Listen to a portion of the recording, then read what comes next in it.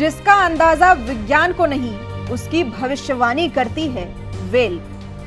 100 feet लंबी, 200 ton वजनी blue whale भूकंप से पहले अलर्ट। रूस में भूकंप से पहले प्रशांत महासागर में क्यों तैरने लगी वेल्स।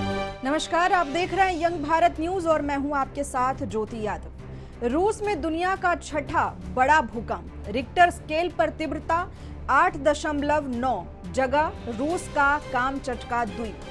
भारतीय सीमा के मुताबिक बुधवार तड़के 4:54 पर धरती इतनी जोर से हिलने लगी जैसे कयामत आ गई हो। जमीन पर घर मकान गिरने लगे तो समुद्र में 4 मीटर तक ऊंची लहरें उठने लगी।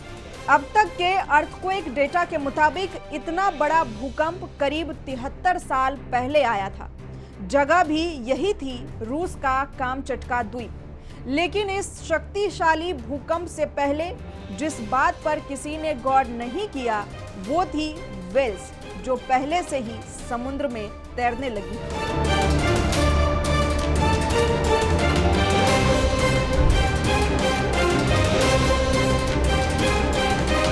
जैसा कि आपको पता है, इस धरती पर वेल से बड़ा कोई जीव नहीं।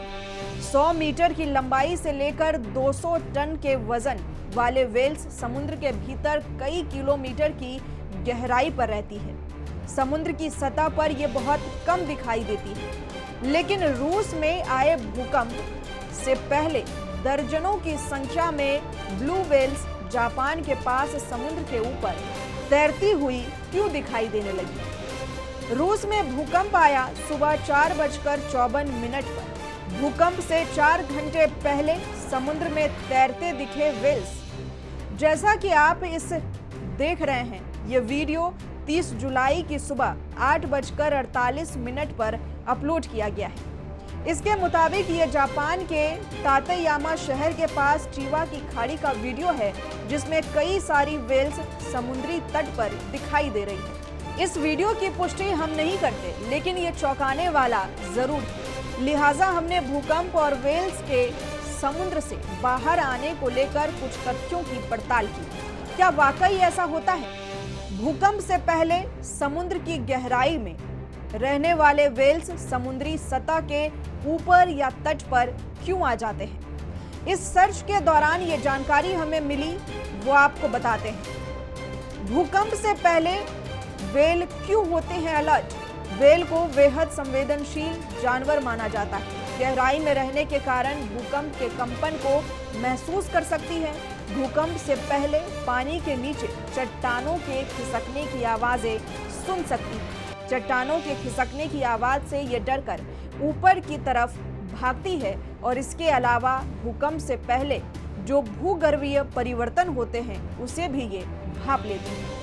समुद्र में हलचल की वजह से वेल का नेविगेशन सिस्टम बाधित होता है, इसलिए ये ऊपर की तरफ भागती है। वैज्ञानिकों को वेल की इस संवेदनशीलता के बारे में पता है, इसलिए ऊपर बताए गए सभी कारणों को वैज्ञानिक संभावित कारण मानते हैं, क्योंकि समुद्र के अंदर हलचल सिर्फ भूकंप की वजह से ही नहीं होती। इसलिए अगर वेल्स बाहर आती है तो इसकी वजह कई बार बीमारी, चोट या प्रदूषण भी हो सकता है।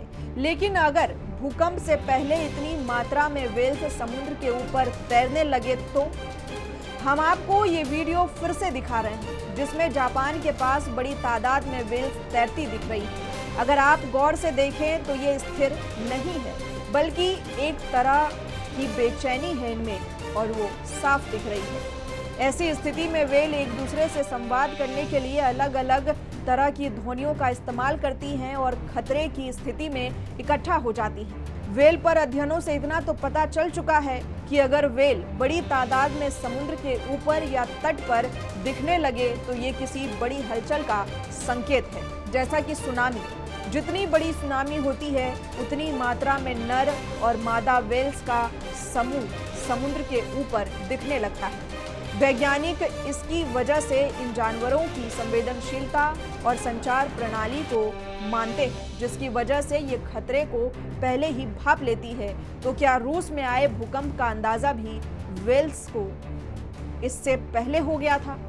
क्योंकि भूकंप के बाद जो सुनामी की स्थिति है वो रूस से लेकर जापान, चीन, अमेरिका के हवाई द्वीप और पूरे दक्षिण पूर्व एशिया में गंभीर बताई जा रही है। इनमें से कुछ देश तो वेल समेत दूसरे समुद्री जीव के हलचल पर नजर रखते हैं ताकि सुनामी के स्तर का अंदाजा लगाया जा सके।